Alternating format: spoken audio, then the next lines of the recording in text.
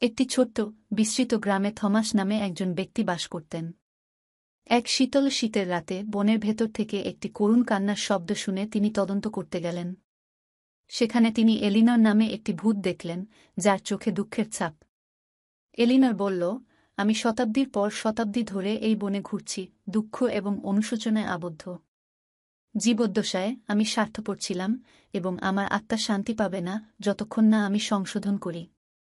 Thomas জানতে চাইলেন, আমি কিভাবে তোমাকে সাহায্য করতে পারি? এলিনর বলল, পুরনো প্রাসাদে একটি গুপ্ত সিন্দুক আছে। এতে রয়েছে সোনা, যা আমি স্বার্থপরভাবে জমিয়ে রেখেছিলাম। এটি গ্রামের লোকদের সাহায্যের জন্য ব্যবহার করো, এবং হয়তো আমার আত্মা শান্তি পাবে। থমাস সম্মত হলেন এবং প্রাসাদ থেকে সিন্দুকটি নিয়ে গ্রামে ফিরলেন। সোনার সাহায্যে তিনি স্কুল মেরামত করলেন, দরিদ্রদের সাহায্য করলেন এবং নিশ্চিত করলেন যে কেউ ক্ষুধার্ত থাকবে না।